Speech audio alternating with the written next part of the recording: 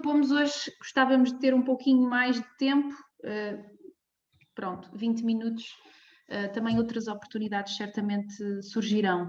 O objetivo agora será, aqui, estes vários pontos são as áreas prioritárias da estratégia do campo ao prato.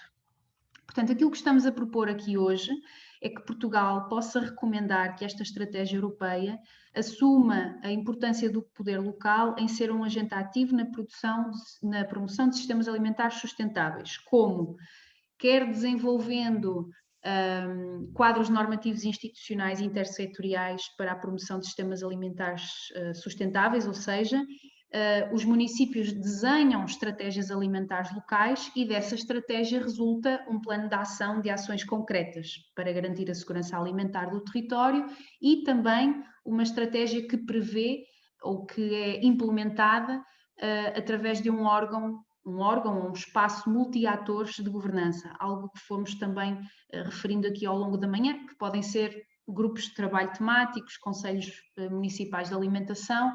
O importante é serem estruturas de direito do município, ou seja, algo que não depende de um ciclo de governação, mas de facto algo que faz parte da política do município.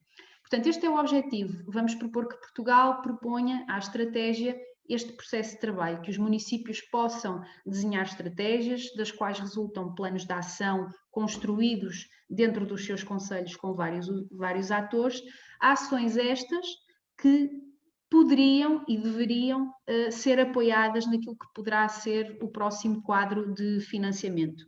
Portanto, o grande exercício agora, e como não temos muito tempo, é que ações é que são prioritárias a nível local para estes objetivos, ou seja, são 6, podemos optar por focarmos em alguns, mas o objetivo de facto agora era ouvir-vos dentro destes que são as áreas prioritárias da estratégia europeia, quais é que poderiam ser ações prioritárias e pedia-vos para fazerem um esforço, por um lado, é claro que cada um de vós, sobretudo os municípios que estão aqui, têm realidades muito concretas e, portanto, poderá haver a tendência de pensar em ações muito concretas que têm a ver com os municípios, mas vamos tentar propor ações prioritárias de implementação com base naquilo que é a realidade média, digamos assim, dos territórios, só para conseguirmos dialogar os presentes. Como somos muitos, eu peço-vos para, enfim, fazerem intervenções curtas e objetivas e para que, de alguma forma, possamos ter aqui os municípios e as instituições aqui presentes mais representadas. Em alternativa, eu vou também partilhar aqui no chat, na janela de chat, um link onde tem um formulário onde, se preferirem, podem escrever. Pronto, quem não tiver a oportunidade de intervir pode escrever. Passo-vos a palavra. Eu vou escrevendo, vou tomando notas, eu e a Ângela do município de São Pedro do Sul, que me está a coadjuvar e que depois irá reportar os resultados da discussão em plenária. Portanto, vamos tomando notas e agora passo-vos a palavra.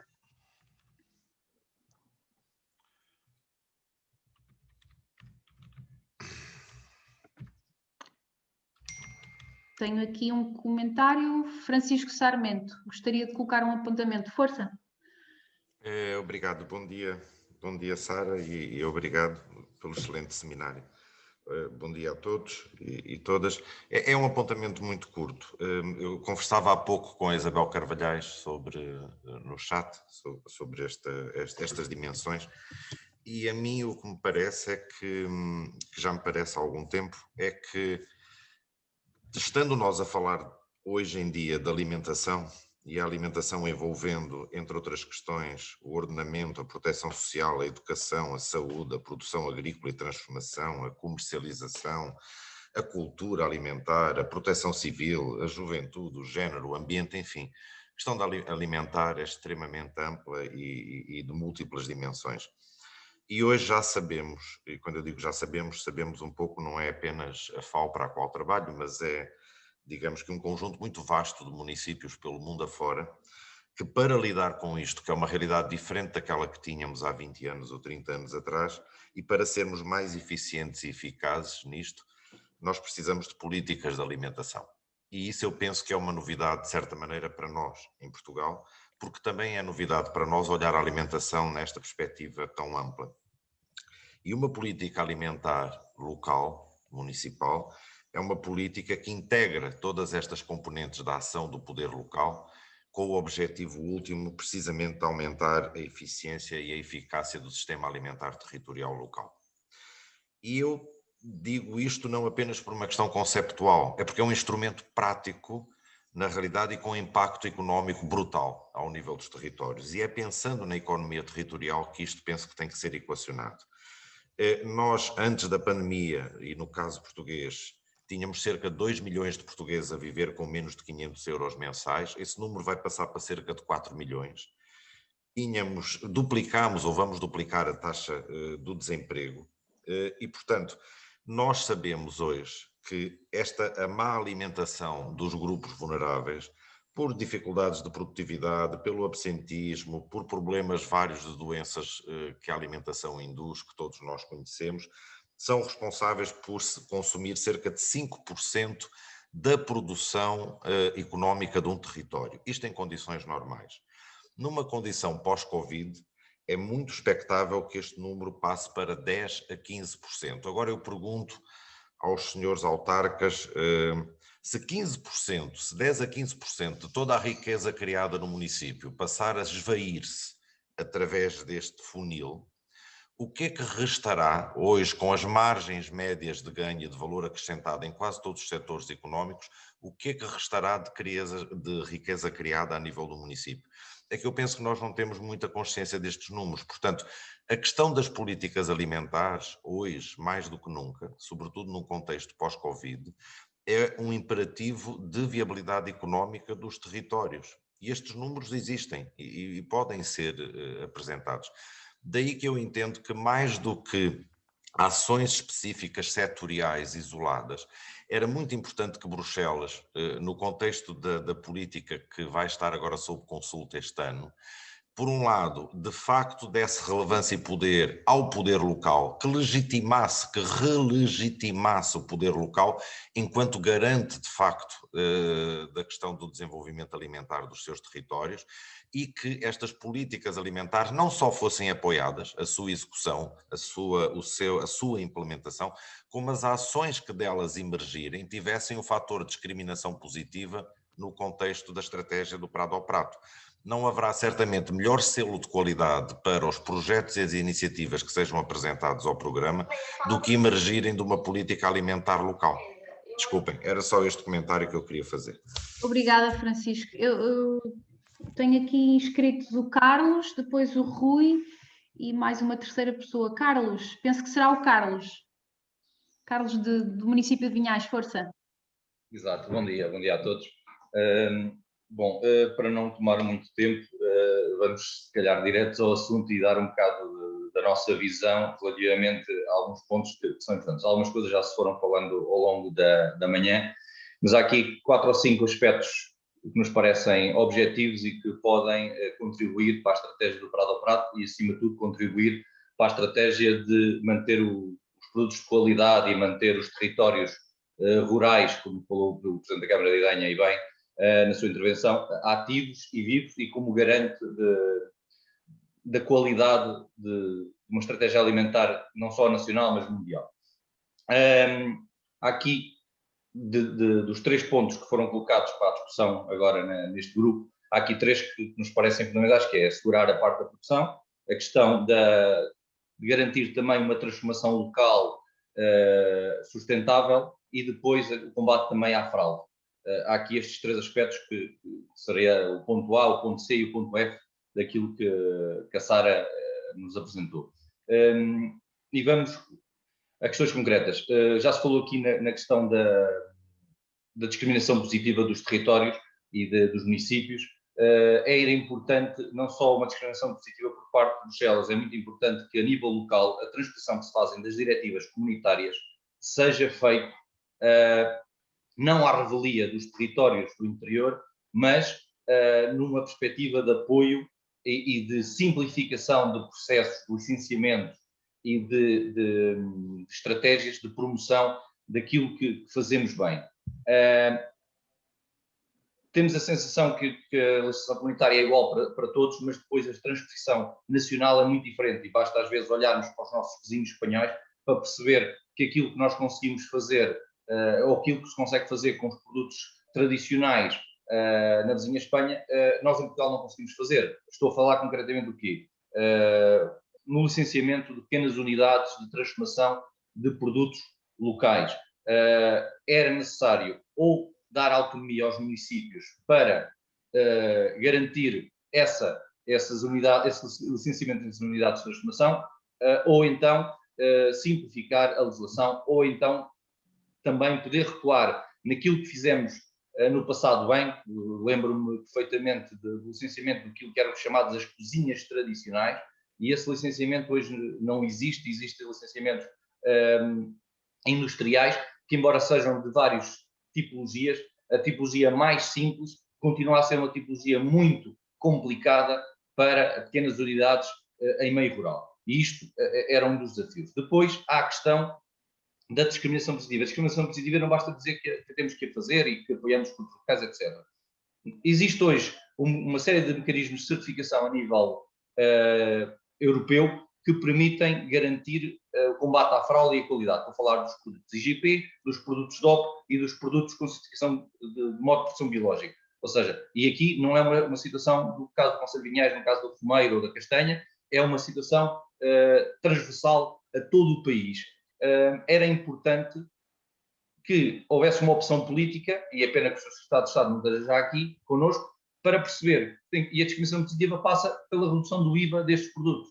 Se os produtos transformados, DOP, ou IGP, ou Bio, chegassem ao consumidor a um IVA intermédio de 13%, em vez de chegar a 23%, seria uma discriminação positiva para a produção e para a transformação. Paralelamente, é preciso uma intervenção junto da distribuição, porque os produtos de qualidade não se vendem só na região, pelo contrário, são muitas vezes apreciados nos grandes centros, nos meios urbanos e pela Europa fora. Mas a nível nacional, há um exemplo recente, com intervenção não só do município de Vinhais, mas de outros intervenientes e do Centro Nacional de Comitês de Frutos Secos e outras entidades, conseguiu-se uma redução do IVA dos frutos congelados de 23% para 6%. Não se fez mais do que justiça, não havia transformação, e aqui entra a questão da castanha. O que é certo é que depois na distribuição, e especialmente na grande distribuição, a descida do IVA de 23 para 6 não se fez refletir ao consumidor. O consumidor continua a ter o mesmo preço do produto nas prateleiras. Ou seja, a mais-valia fica na distribuição. Nem veio para o produtor, nem veio para o consumidor. Por fim, para não roubar muito mais tempo, é importante pagar o valor justo ao agricultor, que foi aquilo que a senhora deputada, a Isabel Trabalhares, falou, e bem, mas não basta dizê-lo. Para que isso aconteça, é necessário que não se pode estar hoje a falar de uma política do prado ao prato e querer apoiar os produtos nacionais e depois, logo a seguir, termos iniciativas contra a produção agrícola, porque polui mais, polui menos, não sequestra o carbono, etc. Ou seja, quando nós olhamos para os territórios, principalmente para o território nacional e para o território do interior, a maior parte da agricultura que se faz, seja ela de culturas vegetais, seja culturas animais, são sustentáveis e contribuem muito mais para o sequestro de carbono que estão em voga está hoje em dia, do que para a poluição, ao contrário daquilo que muito se quer fazer passar da agricultura hoje em dia, principalmente em meios urbanos. Por isso, era muito importante que esta sinergia entre o meio urbano e o meio rural pudesse falar uma só voz. E é preciso que, dentro de quem comanda os destinos do nosso país, sejam as autarquias locais, sejam o governo central, não possa ter uns ministérios a falar da agricultura do prado ao prato e outros ministérios a dizer que as vacas poluem muito e que tem que se acabar com a produção. Ou seja, temos que falar de uma única maneira e que promova aquilo que bem fazemos no país. Pronto, não quero alongar muito mais para que todos possam falar um bocadinho e dar uma visão daquilo que que é fundamental. Agora, o que quero reter, e resumindo, é a questão de o combate à fraude faz pelos produtos certificados, IGP, DOP e Bio podem garantir esse combate à fraude, desde que também haja uma discriminação visível para estes produtos, e isso passa por incentivos fiscais e por incentivos de simplificação da produção, e também o incentivo à produção e à fixação e à transformação passa, mais uma vez, por diminuir a carga burocrática e, eventualmente, dar mais autonomia aos municípios nos processos de licenciamento. Obrigado. Obrigada, Carlos. Temos já algumas pessoas inscritas. O Rui Lopes, passaria a palavra. Força, Rui. Pedi-lhe para ser breve, por favor. Olá, bom dia a todos. Vou só apresentar-me e agradecer este belíssimo seminário de hoje. Meu nome é Rui Lopes, eu resido em Leiria, sou chefe de cozinha há 25 anos, sou igualmente nutricionista, professor do Politécnico de Leiria, e gostaria de deixar duas notas que são para mim muito importantes neste assunto que hoje estamos a debater e que tenho alertado alguns municípios com os quais tenho relações próximas, nomeadamente o Leiria e de Proença Nova, de onde sou natural, que é um território do interior, e fico muito satisfeito por ver aqui autarcas do interior, deste território que nós sabemos está cada vez mais abandonado, mas nesta problemática de hoje gostaria de me debruçar sobre dois aspectos, e que estão ao alcance dos municípios e do Estado Central. O Estado contratualiza todos os dias aproximadamente 1,5 milhão de refeições em cantinas escolares de todos os níveis de ensino, desde o pré-escolar até ao ensino superior universitário, o que quer dizer que nós temos mais de 10% da população portuguesa a alimentar-se em diferentes locais, cantinas escolares, das IPSS, enfim, e que poderiam representar uma fatia importante na mitigação da sustentabilidade alimentar dos territórios, sejam eles territórios do interior ou do litoral, com intervenções ao nível de um caderno de encargos que estivesse em linha com uma política nacional para a alimentação, que hoje se tem falado tanto e que não existe verdadeiramente. Nós dependemos cerca de 78% de recursos alimentares provenientes de outros países e eu acho que com pequenas medidas, a começar por este universo de 1,5 milhão de refeições todos os dias, poderíamos ajudar ou começar a dar um contributo positivo para esta maior sustentabilidade alimentar. Sei lá, com maior integração da gastronomia local, com maior integração da produção local, obrigando a que uma pequena que seja, no início, percentagem dos produtos que são incorporados nestas cantinas fosse proveniente de cadeias curtas de distribuição, de produção local. Eu acho que esta é uma forma fácil de começarmos a fazer este trabalho que urge fazer. Eu, enquanto chefe de cozinha, preocupa-me sempre muito nas instituições onde trabalho, e eu estou numa onde estamos a fazer hoje 500 refeições para idosos, e preocupa-me que colegas meus não integrem a gastronomia local, a compra local, nas suas opções de compra, nas suas opções de emendas, porque nós temos uma gastronomia que pode ser tão rica em termos de sabor, quanto rica sob o ponto de vista nutricional. É preciso competência, é preciso conhecimento, é preciso começarmos por um plano nacional para a alimentação que congregue várias disciplinas, desde a nutrição, a higiene e segurança alimentar, a agricultura, e, portanto, como nós não temos esse plano estratégico, não conseguimos atuar. Mas esta é uma medida que me parece fácil começar por ela, porque há um controle maior sobre a produção, sobre a planificação das emendas, sobre as opções de compra, porque elas são feitas, como nós sabemos, o Ministério da Educação, por concurso público, a partir de um caderno de encargos. Portanto, era este contributo muito breve que queria deixar e felicitar a organização deste seminário, e disponível naturalmente para qualquer contributo que possa dar nesta minha área de trabalho. Obrigada, Rui. Eu passaria a palavra à Maria Rosário e pedia, por favor, que fossem muito sucintos para podermos ouvir pelo menos as pessoas que se inscreveram. Temos ainda mais 3. Pronto. É assim, eu vou ser realmente muito sucinta, vou tentar dizer a minha opinião em relação àquilo que foi pedido nesta sessão, resumindo isto em 2 pontos. Mas antes disso queria dar os parabéns à Câmara Municipal de Idanha Nova, é um orgulho, eu sou de Idanha Nova por parte genética, e, portanto, tudo o que se prende com a Idanha Nova eu tento sempre acompanhar, mas o trabalho do Sr. Presidente é um trabalho digno de mérito. E agora, passando concretamente para aquilo que nos foi pedido, eu penso que, mais do que levar à União Europeia, nós temos que começar por trabalhar dentro de casa.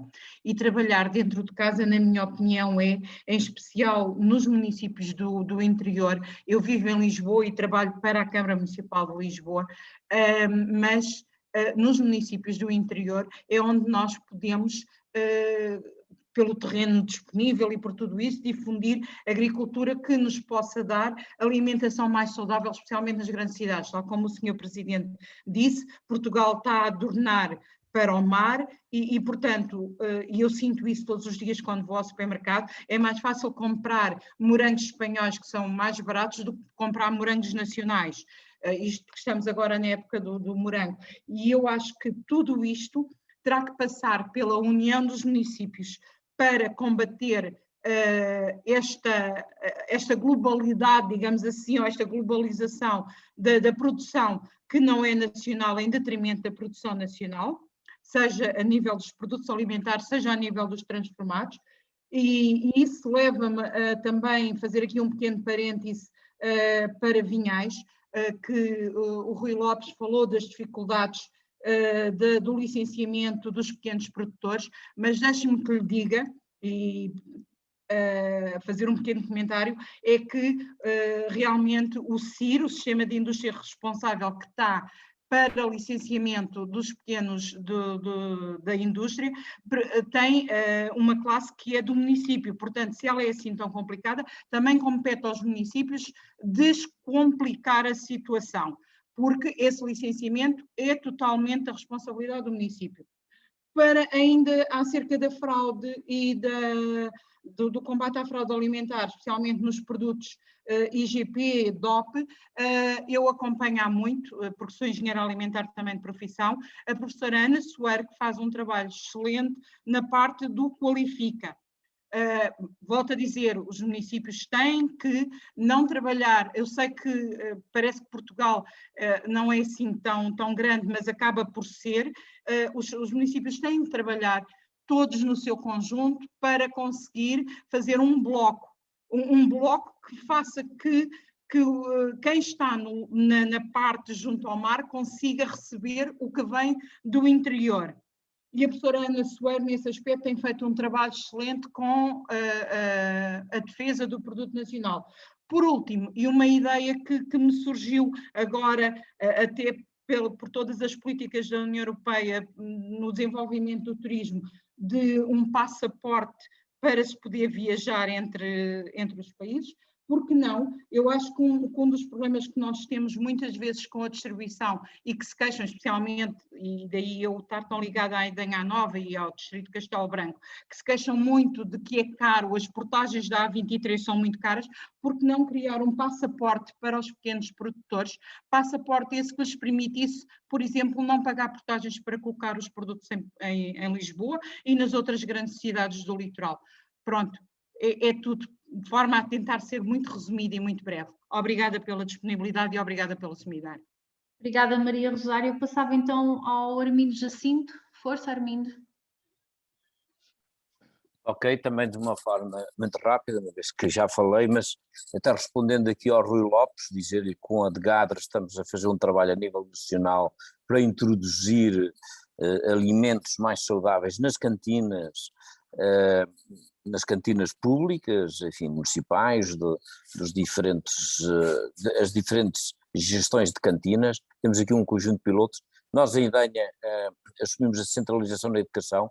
Tínhamos previsto para setembro avançar já com iniciativas deste género, mas a verdade é que este período pandémico obrigou-nos e, a partir de 1 de abril, vamos ter nas nossas cantinas já cerca de 85% dos produtos biológicos em 2 cantinas do agrupamento de escolas e outra cantina que nós gerimos. E a seguir vamos introduzir todos estes... estamos a trabalhar também com as IPSS para que possamos introduzir, de facto, isto em todas as cantinas de refeitórios públicos, geridos, neste caso, pela Câmara, mas também por IPSS, que servem alimentações às nossas crianças, aos nossos alunos, mas também aos utentes destas instituições. É um grande desafio, não é fácil, é muito complicado, porque, como disse, mesmo para aqui é muito mais fácil comprar produtos mais baratos e acessíveis que vêm alguns do mundo do que os dos mercados locais e de origem biológica. Mas é aqui que estamos com este desafio enorme para conseguirmos resultados com isto.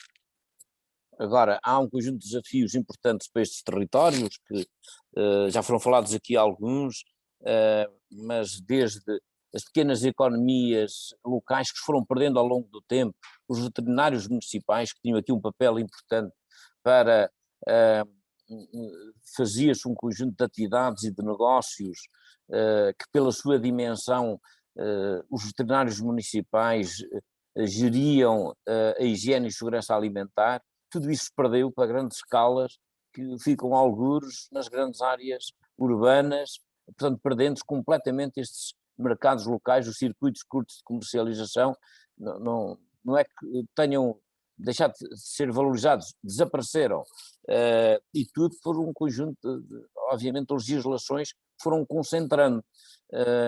O nosso país é uma história de concentração e quando se concentra, obviamente vai-se concentrando sempre nas grandes áreas urbanas, nas grandes áreas económicas, sempre para ganhar escala.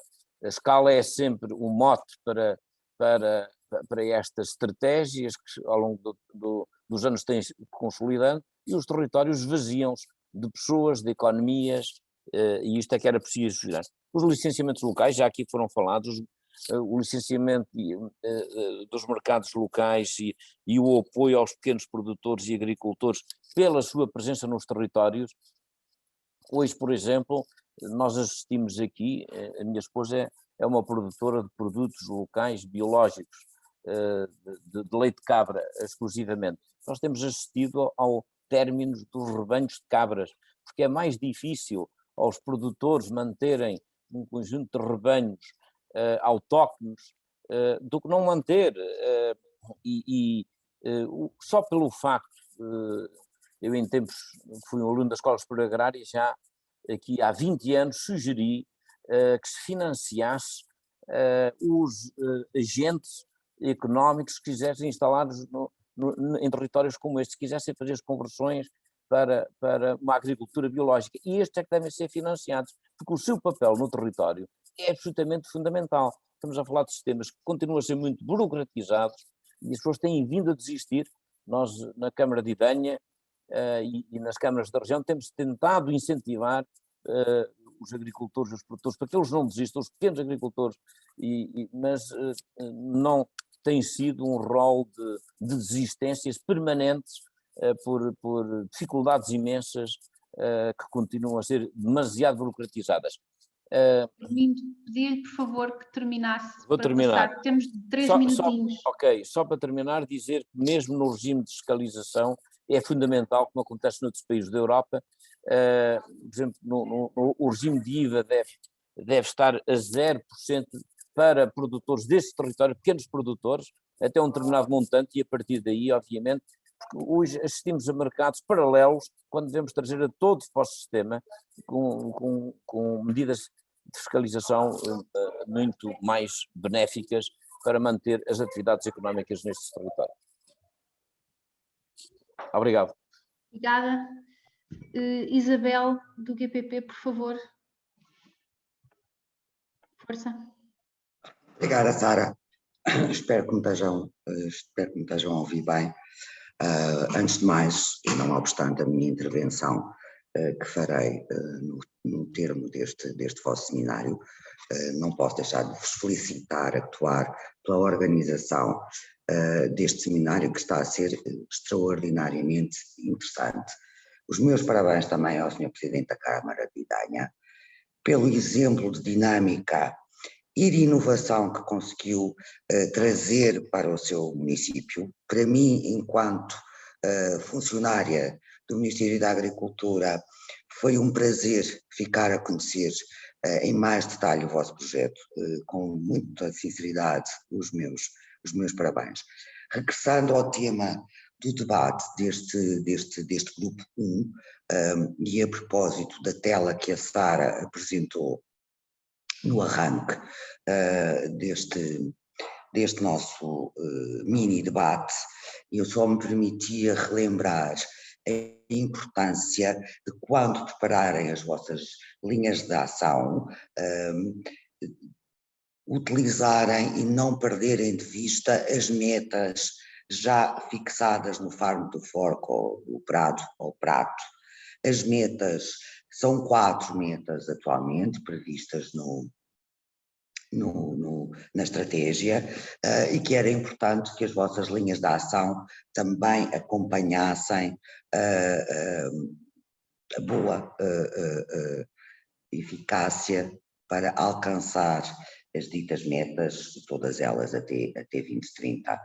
Fica apenas aqui o realce: conjuguem as duas vertentes, linha de ação dentro dos eixos do Farm to Fork, e por outro lado aproximarem-se o mais possível de medidas, de ações que contribuam para as metas que se pretendem alcançar. E por último, e uma vez que neste grupo tenho uma presença forte temos uma presença forte dos municípios, não posso deixar de vos convidar, ou mesmo de vos lançar o repto de participarem de forma mais ativa ainda do que já participam no regime escolar da PAC, seja ele para a fruta escolar, seja ele para o leite escolar. É um regime com taxas de financiamento significativas e que permite alcançar também um objetivo fundamental, e sem o qual nunca estaremos perante sistemas alimentares sustentáveis: a educação das classes mais jovens. É através da educação alimentar que podemos todos melhor contribuir para que existam sistemas alimentares sustentáveis. O regime escolar está à vossa disposição, é um dos instrumentos da PAC e que pode contribuir para estes nossos desígnios e pode facilitar a vida dos municípios e dos seus municípios. Eram só estas notas que eu gostava de deixar aqui convosco. Muito obrigada, Sara.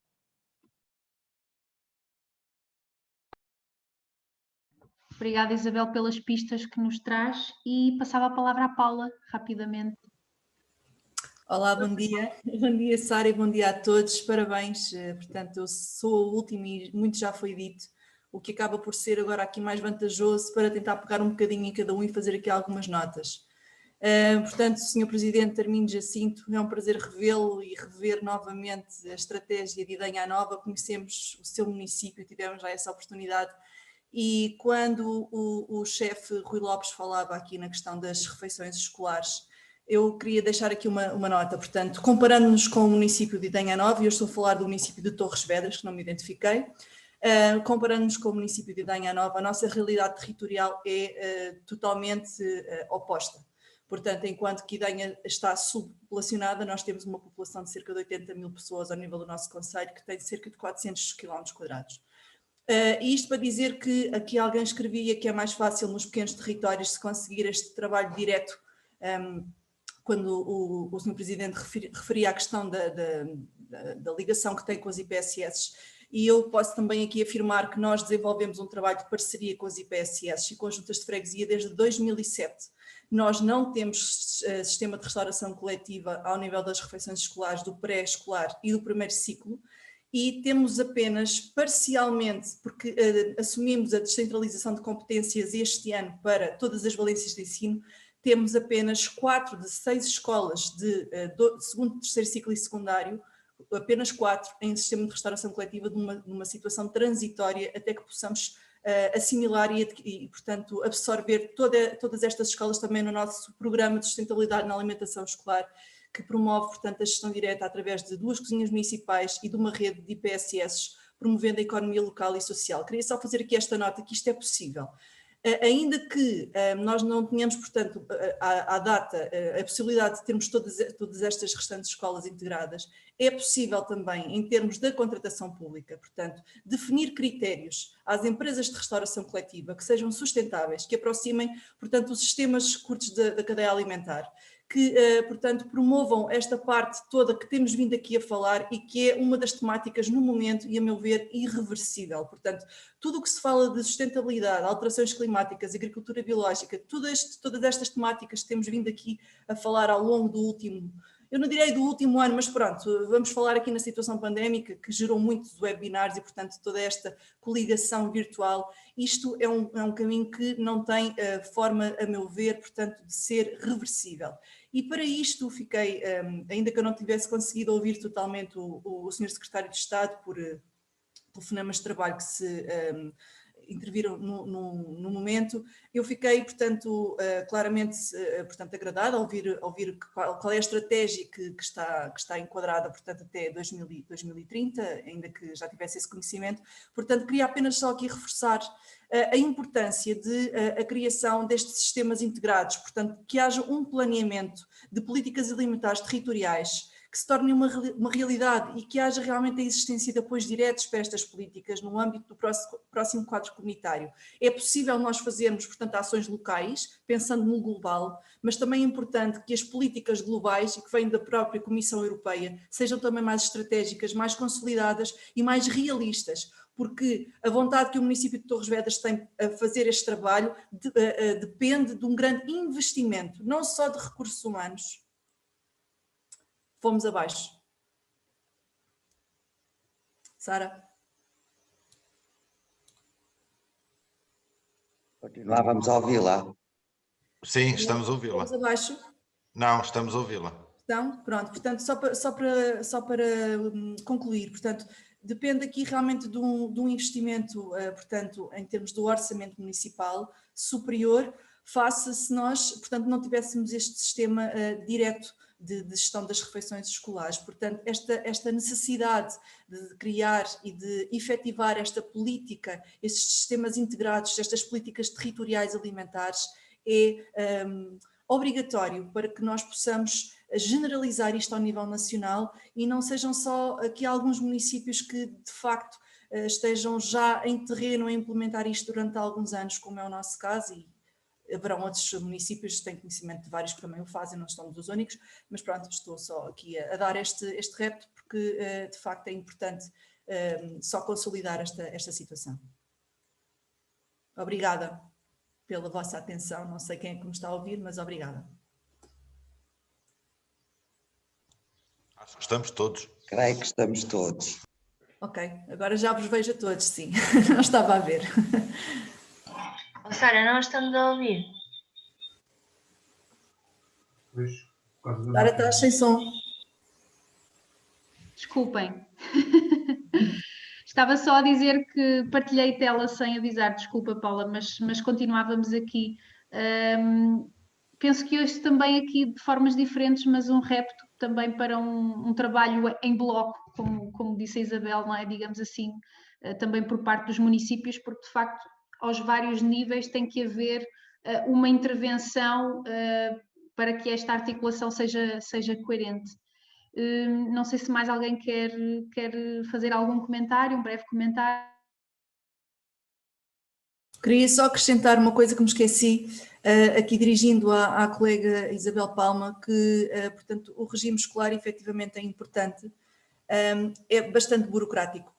Portanto, é uma pasta um pouco burocrática, portanto, e falando aqui um bocadinho na burocracia, talvez mais municípios aderissem se fosse mais simplificado o próprio sistema, portanto, de reembolso. É um processo bastante burocrático, na minha opinião técnica, portanto, queria também só deixar aqui, ainda que o QPP tenha sempre, portanto, toda a disponibilidade de apoio em termos técnicos quando há alguma situação, mas é um processo realmente moroso de preencher, de candidatura, portanto, toda a documentação associada e, portanto, talvez seja esse o maior impedimento que faz com que os mais municípios não possam aderir ao regime escolar. Nós temos, portanto, o regime implementado, julgo eu que desde sempre, mas, portanto, só dar essa nota, sei que não é a responsabilidade do IFAB, talvez, da forma como é controlado o sistema, mas, pronto, é realmente só aqui esta pequena nota, que talvez seja esse o motivo de não haver mais adesão. Agradeço a sua nota. Tenho também esperança que haja alguma desburocratização, nomeadamente com o portal único da agricultura, no que respeita ao regime escolar, mas temos vindo a assistir a uma subexecução do regime e, de facto, é uma perda para o país não chegarmos a conseguir executar a estratégia que o Gabinete de Planeamento prepara e que envia para aprovação à Comissão Europeia, sendo que é um instrumento financeiro, é um investimento da PAC, tanto falamos de instrumentos financeiros e de políticas públicas que permitam alcançar estes sistemas, e era muito importante otimizar este regime, pese embora reconheça as dificuldades de articulação que possam inclusivamente existir entre todas as entidades. Permito apenas dar uma última nota: os regimes que depois, em regra, exigem a apresentação junto da Comissão Europeia para efeitos de financiamento têm regras muito apertadas no que respeita à demonstração da execução. E, portanto, pese embora sempre o interesse em desburocratizar, em algumas circunstâncias não chega a ser possível, precisamente por causa do sistema de controle da boa execução dos apoios financeiros em sede de orçamento da UE. Obrigada. Ângela, da Câmara Municipal de São Pedro do Sul. É a Ângela, a nossa relatora, que vai fazer um pitch muito rapidamente aqui das conclusões. Ângela, não sei se queres fazer algum comentário relativamente também ao recurso de Pedro. Força. Pois, no fundo, como eu tinha um bocadinho esta obrigação de fazer esta súmula, pronto, a minha participação ficou assim um bocadinho condicionada. Mas, de qualquer forma, a alimentação, de facto, tem sido central a nível do país. Começa a ser uma preocupação que já toda a gente viu que tem mesmo que ter prioridade, e, efetivamente, os municípios têm aqui um papel fundamental. Eu não sei se a ideia agora é eu fazer o resumo daquilo que foi dito ou... Não, isso faremos de seguida, na sala. Pronto. Então, eu dar-te a oportunidade, enquanto não fechamos, de... Eu ia aproveitar, eu até já mandei no Google aí no link que vocês criaram. Pronto, a questão da produção para nós acho que é essencial, a questão da agricultura sustentável, para que depois os alimentos consumidos também sejam alimentos saudáveis. Depois há também a importância deles serem acessíveis, porque os alimentos biológicos não são acessíveis a toda a gente, não é? E era importante tentar democratizar um bocadinho esse acesso. E nós aqui em São Pedro do Sul, para além da questão das iniciativas que temos nesta área e da tentativa de criar uma estratégia na área da alimentação, estamos também neste momento focados na questão dos sistemas de garantia, de certificação, dos sistemas participativos. E de facto parece não haver assim muita coisa disponível sobre como fazer isto. Mas efetivamente, apesar da estratégia do Prado ao Campo ter uma série de referências e uma série de elementos que são importantes e têm que ser falados, depois, quando nós olhamos para os instrumentos depois que no fundo que vão executar, nomeadamente para a CAP, para a PAC, há muitas contradições. E por isso é que a questão da certificação, a questão da transição para modos mais ecológicos, não pode passar só pelo biológico, tem que passar também por outras alternativas dentro da agroecologia. No caso de São Pedro Sul, pronto, nós temos dois técnicos que vão apoiar os produtores, mas efetivamente a questão da produção agrícola sustentável, para que depois as pessoas possam comer alimentos saudáveis, é efetivamente uma questão muito importante. E já estamos quase a acabar. Muito haveria mais para dizer, mas pronto, a minha participação, eu estive aqui a tirar as notas. Ficamos então por aqui.